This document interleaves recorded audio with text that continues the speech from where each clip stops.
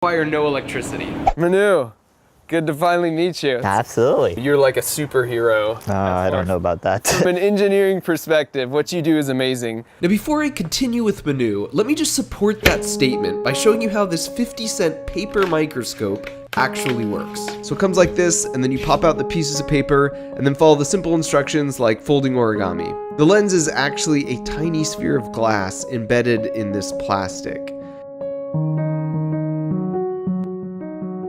And you can put your slide in here, and then you look through that tiny glass sphere and it's magnified 140 times. You can even put your phone up to it and film and then capture video like this.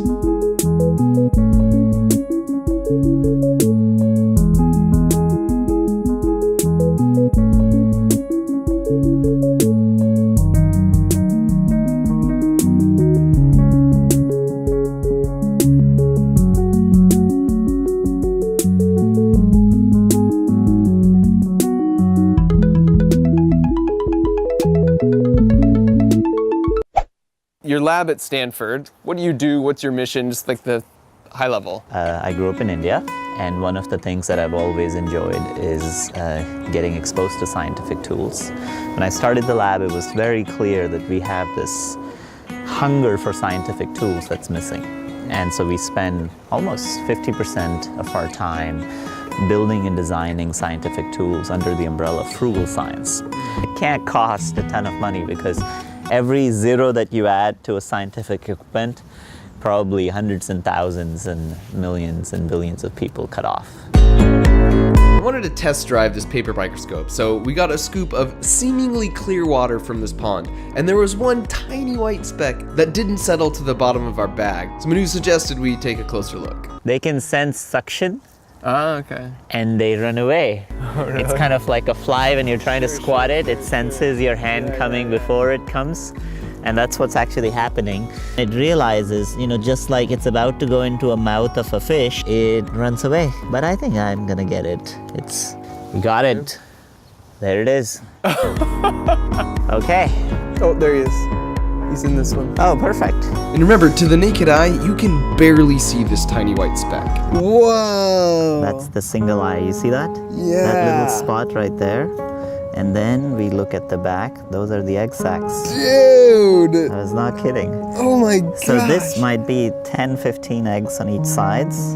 Those are antenna. Oh my gosh. So when I said when I was sucking it in and it ran away, Yeah. It senses the pressure variation through those. That is so crazy. You know what this reminds me of?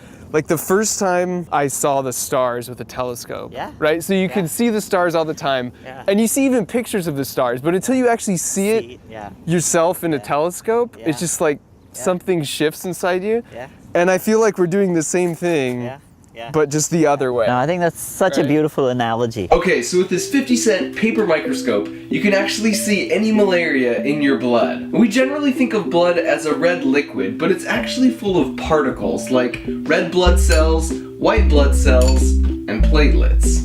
And so the problem is, in just a couple drops of blood, you have 1 billion red blood cells. So it becomes a needle in a haystack to try and find a few that have malaria. So that's where a centrifuge comes in. So you take some blood and you put it in a tube, and the particles will be all mixed up like this. But when you spin it around really fast for a couple minutes, the centrifugal force pushes all the heaviest particles to the outside, and they displace the less dense particles towards the middle. So when you stop, all the particles are neatly organized from the most dense at the edge to the least dense in the center. And since a malaria-infected red blood cell is slightly less dense than a healthy one, you'll always find it in between the healthy red blood cells and the clear plasma. All that's to say, centrifuges are really critical. So I went to the lab to talk to Manu's colleague Saad to see how they applied their frugal science philosophy to this typically really expensive piece of equipment. These are traditional centrifuges. These require electricity, and you can see how massive that is. Imagine if you had to carry this on your back if you're in a research limited settings, in India, for example, where I grew up. And so if you want to do this, you can't use something like this which costs thousands of dollars and requires electricity.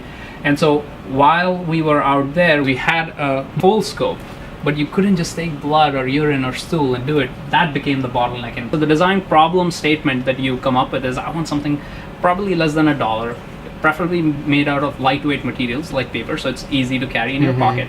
it should match the speeds of these devices. You think about different gears and mechanisms, and you go into your kitchen and your backyard and start thinking about toys. Toys are a great way. So we started looking at yo-yos, egg beaters, and others have thought about salad spinners. What we found in this Worldly Geek toy serendipitously is that it's one of the most efficient ways of converting your energy into rotational energy, and Right. that was the aha moment. I see. Using strings as actuation Right. in the middle rather than mechanical gears. Or I was just trying this out, and as soon as I saw that in 10 seconds, you kind of know in the back of your mind that this is something powerful, and you know, it transitions beyond a toy with something that has really important applications Right. in global health. So Let's recreate that moment. Yes. We're gonna take some blood and let's just spin it. we should take your blood. All right.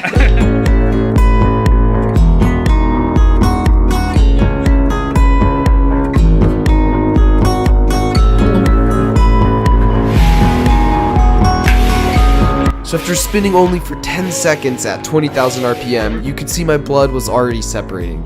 This is my own blood. I've never seen my blood at You're this in level for- before. Alright, here we go. That is crazy. So each one of those is a blood cell? What I love most about Manu and Saad is their childlike fascination and curiosity about the world around them. They're also incredibly observant, looking for ways their engineering talents might uniquely help or inspire others. It's a contagious optimism, and it's refreshing.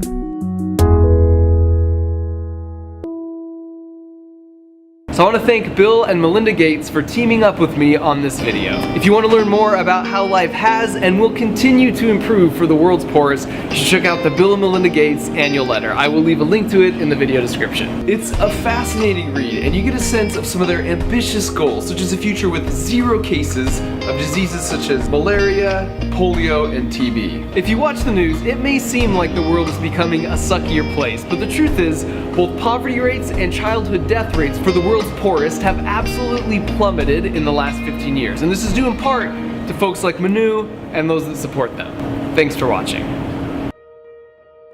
The 2 examples of this are, this is I Am Awake, yes. It's 2 more early morning for me. That's your alarm. That is my alarm. I love it. In an extreme case, if it's 9 a.m. and I'm still not up.